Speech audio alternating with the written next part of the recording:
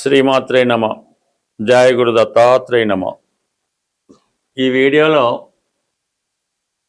చాలామంది అదృష్టాన్ని మార్చబోతున్న గురుగ్రహం జూన్ 1వ తారీఖు అర్ధరాత్రి 1:50 కర్కాటక రాశిలో ప్రవేశించడం జరుగుతుంది. సో ఇది గురువుకి ఉచ్చక్షేత్రం అవటం వల్ల మిగతా రాశుల్లో సంచరించే దానికన్నా కర్కాటక రాశిలో సంచరిస్తున్నటువంటి గురువు అత్యంత శుభ ఫలితాలు ఇవ్వడం జరుగుతూ ఉంటుంది. మరి గురువు ధనకారకుడు, అలాగే సంతానకారకుడు, జ్ఞానకారకుడు, విజ్ఞానకారకుడు.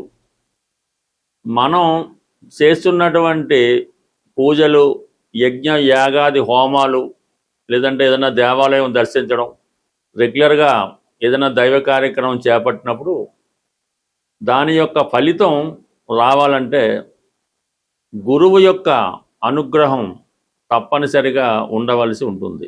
గురువు రాశిని చూస్తున్నా, 11వ స్థానానికి వచ్చినా, మరి ఏదైనా యోగంలో ఉన్నప్పుడు మనం చేస్తున్నటువంటి ఈ పూజ పుణ్య కార్యక్రమాలు ఆ సమయంలో ఎంబటనే మనకి అమల్లోకి రావడం జరుగుతూ ఉంటుంది. ఈవెన్ మనం గత జన్మలో చేసుకున్నటువంటి పుణ్య ఫలితాన్ని కూడా ఈ జన్మలో అనుభవించే విధంగా గురుగ్రహం మనకి సహకరించవలసి ఉంటుంది. ఈ వీడియోలో మనం వృశ్చిక రాశి వారికి కర్కాటక రాశిలో ప్రవేశిస్తున్నటువంటి గురువు యొక్క ప్రభావం ఈ రాశి వారి మీద ఏ విధంగా ఉంటుంది. ఏదైనా ఈ మేజర్ గ్రహాలు రాశి మారినప్పుడు కొన్ని రాశుల వారికి విశేషమైనటువంటి ప్రాధాన్యాన్ని, లాభాన్ని, అదృష్టాన్ని ఇవ్వడం జరుగుతూ ఉంటుంది. మరి మొన్నటి వరకు అంటే జూన్ 1వ తారీఖు వరకు కూడా వృశ్చిక రాశి వారికి గురువు 8వ స్థానంలో సంచరించాడు. దానివల్ల ఈ రాశివారు చాలా విధాలుగా నష్టాలు, ఇబ్బందులు జరగడం జరిగింది. అంటే అప్పుడప్పుడు వచ్చే కొన్ని శుభవార్తలు, ఆకస్మిక ధనలాభం తప్ప జీవితం చాలా స్ట్రగుల్సమ్గా కొన్ని ముఖ్యమైనటువంటి విషయాల్లో మిస్ అవ్వడం జరిగింది. మరి ప్రస్తుతం గురువు భాగ్యస్థానంలోకి రావడం జరిగింది. గతంలో ఏవైతే వీరు కోల్పోయారో, దేన్నైతే నష్టపోయారో దాన్ని పొందడానికి గురువు మీకు ఈ భాగ్యస్థానంలోకి రావడం జరిగింది. అంటే విద్యార్థుల విషయంలో అనుకుందాం, అంటే వ్యాపార పరంగా ధన నష్టం జరిగింది, తిరిగి పుంజుకోవడం జరుగుతుంది. విద్యార్థులు ఏదో విద్యలో సాధించలేకపోయారు, మెడికల్ సీట్ సాధించలేకపోయారు, ఈ సంవత్సరం సాధించే అవకాశం ఉన్నది. అంటే మెడికల్ సీటే కాదు, ఏ సీట్లో అయినా వారు గత సంవత్సరం కన్నా ఈ సంవత్సరం ఉత్తమ ఫలితాలు సాధించడం వల్ల అనుకున్న రంగంలోకి, కార్యంలోకి చేరే అవకాశం ఉంటుంది. అలాగే వ్యాపారస్తులు కూడా ధన నష్టం నుంచి పుంజుకొని నెమ్మదిగా వారి యొక్క ఆర్థిక పరిస్థితి పెరుగుతూ ఉంటుంది.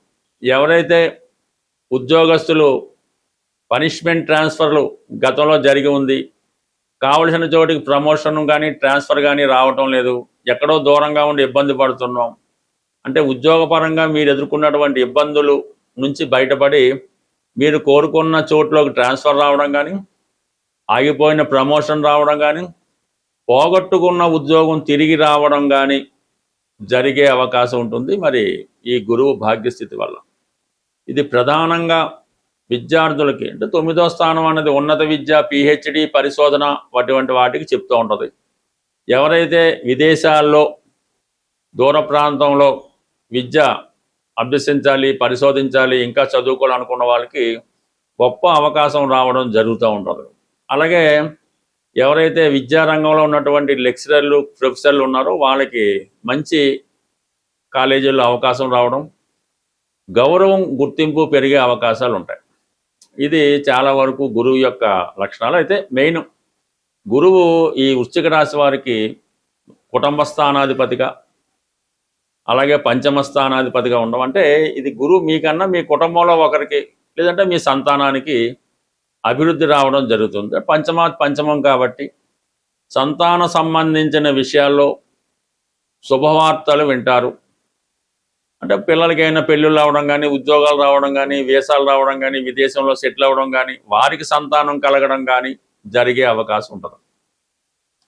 ఇక ముఖ్యంగా ఎవరైతే సంతానం కొరకు ఎదురు చూస్తున్నారు, ఒకసారి ప్రయత్నం చేయడం వల్ల లాస్ట్ ఇయర్ అబార్షన్ అయింది, సంతానం నిలబట్టలేదు, ప్రెగ్నెన్సీ నిలబట్టలేదు అనుకున్న వాళ్ళు ఈ సమయంలో మీరు సంతానం కొరకు ప్రయత్నం చేయడం వల్ల, మీ యొక్క పూర్వపుణ్యం వల్ల, మరి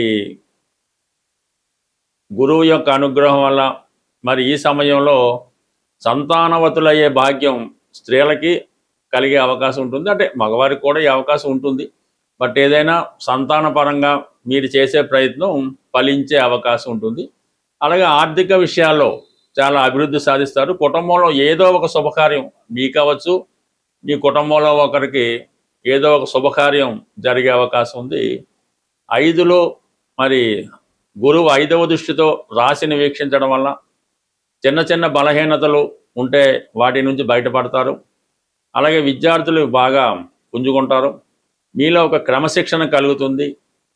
ఆధ్యాత్మిక రంగంలో కానీ దైవభక్తులు కానీ పెరిగి ఒక కొత్త వ్యక్తి మీలో కనబడే అవకాశం ఉంది. 9వ స్థానాన్ని వీక్షించడం వల్ల తండ్రి గారి యొక్క ఆరోగ్యం కానీ వారి అదృష్టం కానీ మారబోతుంది. అయితే కొంతకాలంగా మీకు శని 5వ స్థానంలో ఉండడం వల్ల పిల్లల విషయంలో అంత అభివృద్ధి అవ్వకపోవడం, స్పెక్యులేషన్లో నష్టపోవడం ఇవన్నీ జరిగాయి. ఇప్పుడు గురువు చూడటం వల్ల వాటి నుంచి రికవరీ అవ్వడం జరుగుతూ ఉంటుంది. ఏదైనా కరెక్ట్ నిర్ణయం తీసుకొని కరెక్ట్గా పనిచేయడం వల్ల మీకు అది రాణించే అవకాశం ఉంటుంది. అంటే ఓవరాల్గా మరి గురువు ఈ వృశ్చిక రాశి వారికి చాలా పవర్ఫుల్ అయినటువంటి ఫలితాన్ని ఇవ్వబోతున్నాడు. సాక్షాత్తు ఇక్కడ 9లో ఉచ్చులో ఉన్న రాశి యందు ఉన్న ఫలితం కూడా ఇస్తాడు. అంటే రాశిలో గురువు ఉంటే ఏ ఫలితం మీరు పొందుతారో ఆ ఫలితం వస్తుంది.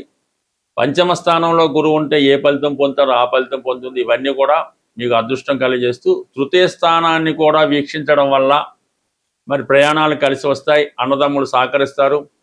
అలాగే మీ యొక్క శత్రువులు మిత్రులుగా మారే అవకాశం ఉంటుంది. ఈ గురుగ్రహం ఒక జాతకుడు ఆ వ్యక్తిగతంగా అతని జాతకుడి మీదే కాకుండా అతని యొక్క సంతానం మీద, వారి యొక్క తండ్రి గారి మీద, అతని యొక్క భార్య మీద ఈ ప్రభావం చూపడం జరుగుతుంది. అలాగే మొత్తం ఆర్థిక వ్యవస్థ, జాతకుడి యొక్క ధన ఆదాయం కానీ వ్యయం కానీ ఇవన్నీ కూడా గురుగ్రహ అనుగ్రహం ఉంటేనే జాతకుడు పొందగలుగుతూ ఉంటాడు. అందుకని ఈ గురుగ్రహం మార్పు కోసం మరి చాలామంది ఎదురు చూస్తూ ఉంటారు. ఈ గురువు మారినప్పుడల్లా ప్రతి ఒక నదికి మరి పుష్కరాలు రావడం జరుగుతుంటుంది. ఆ పుష్కరాల్లో అంటే ఏ నదికైతే పుష్కరాలు వస్తాయో ఆ నదిలో స్నానం చేయడం వల్ల జాతకుడు ఈ జన్మలో చేసుకున్నటువంటి పాపకర్మలు నశించి పుణ్యకర్మలు పొందడం జరుగుతూ ఉంటుంది. అటువంటి గురుగ్రహం ఈ జూన్ 1వ తారీఖు అర్ధరాత్రి కర్కాటకంలో ప్రవేశించి ఇంచుమించుగా మనకి అక్టోబర్ 31వ తారీఖు వరకు ఇదే రాశిలో సంచరించడం జరుగుతుంది. సుమారు 153 రోజుల పాటు సంచరిస్తున్నటువంటి ఈ గురుగ్రహం ఉచ్చస్థానంలో మరి కొన్ని రాశుల వారికి హంస మహాపురుష యోగం అనే ఒక పంచమహాపురుష యోగాన్ని ఏర్పాటు చేస్తుంది.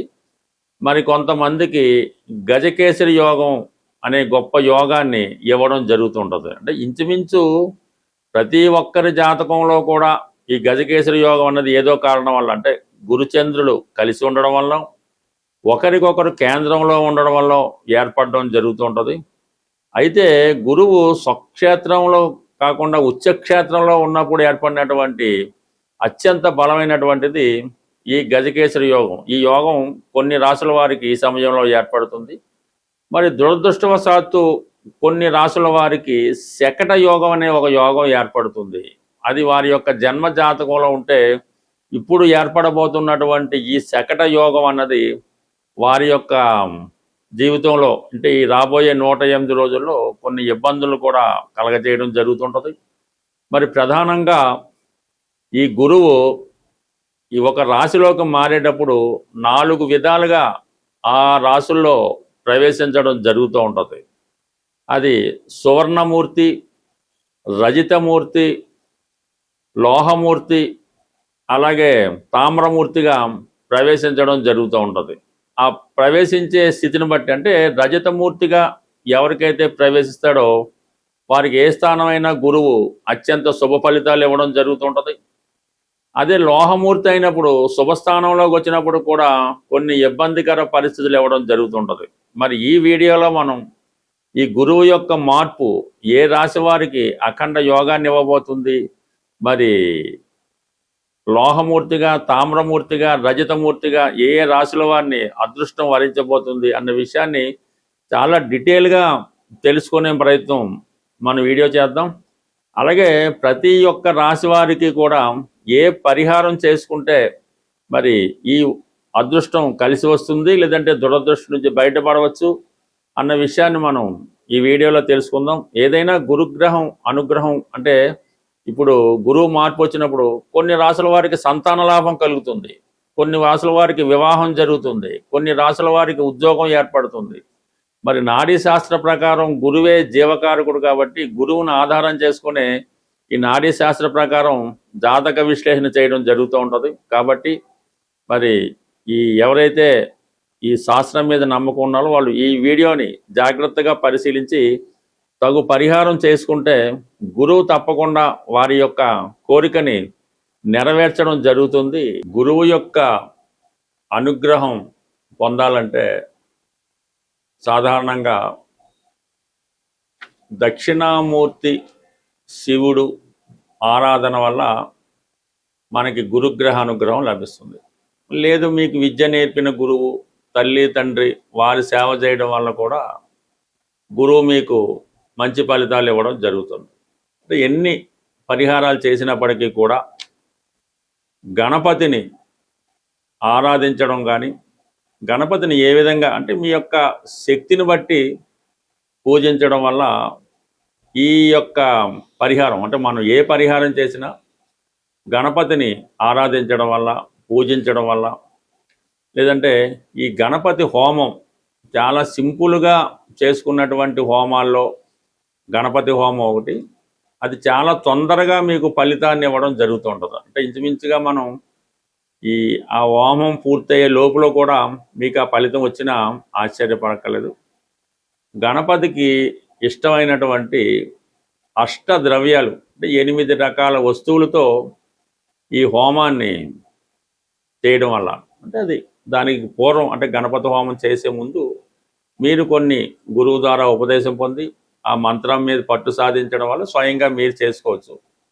లేని పక్షంలో ఎవరైతే ఇటువంటి హోమాలు చేసే ప్రావీణ్యం కలిగి వాళ్ళకి ఆ విద్య వచ్చి ఉంటే వాళ్ళతో అన్నా చేయించుకోవచ్చు. సో ఏదన్నా అది మీ యొక్క ఇష్టాన్ని బట్టి ఉంటుంది. మరి గణపతికి ఎక్కువగా ఇష్టమైనటువంటి కుడుములు అంటే అవే మోదకములు అంటారు, అవి గణపతికి సమర్పించవలసి ఉంటుంది. అవి 108. అలాగే అరటిపళ్ళు, అవి సంపూర్ణంగా అరటిపండుతో కాకుండా ముక్కలుగా కట్ చేసి అంటే మనం చిన్నపిల్లవాడికి ఏ విధంగా అయితే తినిపిస్తామో ఆ విధంగా ముక్కలు కట్ చేసి అరటిపళ్ళు హోమంలో వేయవలసి ఉంటుంది. చెరకు ముక్కలు, దాని తర్వాత అటుకులు, పేలాలు, సత్తుపిండి, తెల్ల నువ్వులు, అలాగే కొబ్బరి ముక్కలు, ఇవి 8 రకాల ద్రవ్యాలు స్వామివారికి ఈ గణపతి హోమంలో సమర్పించడం వల్ల విధి విధానంగా పూర్తి చేసి దీనివల్ల ఏంటంటే సంపూర్ణంగా మీకు ఇటువంటి ఫలితం అన్నది రావడం జరుగుతుంటుంది. కామన్గా ఇవి చేయలేని వారు ఏదైనా దేవాలయంలో కూడా ఈ ద్రవ్యాలు సమర్పించడం వల్ల మీకు ఆ ఫలితం పొందే అవకాశం ఉన్నది. బట్ ఏదైనా ఈ గణపతిని ఆరాధించడం వల్ల, గణపతి హోమం చేయడం వల్ల, గణపతి యొక్క అష్టోత్తరం చదవడం వల్ల, సంకటనాశన గణేశ స్తోత్ర పారాయణ వల్ల ఈ గురువు యొక్క అనుగ్రహం అనేది మీకు లభిస్తుంటుంది. అంటే గురువు అనేక కారకత్వాలు వహిస్తూ ఉంటాడు. సంతానం కొరకు ఒక విధంగా రెమెడీ చేయవలసి ఉంటుంది, విద్య కొరకు ఒక విధంగా, ధనం కొరకు ఒక విధంగా, ఈ విధంగా ప్రతిదానికి వివిధ రకాల పరిహారాలు చెప్పడం జరుగుతుంది. బట్ ఏదైనా ఒక కోరిక నెరవేరాలన్నా, జీవితంలో అదృష్టవంతుడు ఆరోగ్యంగా ఉండాలన్నా గురువు యొక్క అనుగ్రహం తప్పనిసరిగా ఉండవలసి ఉంటుంది.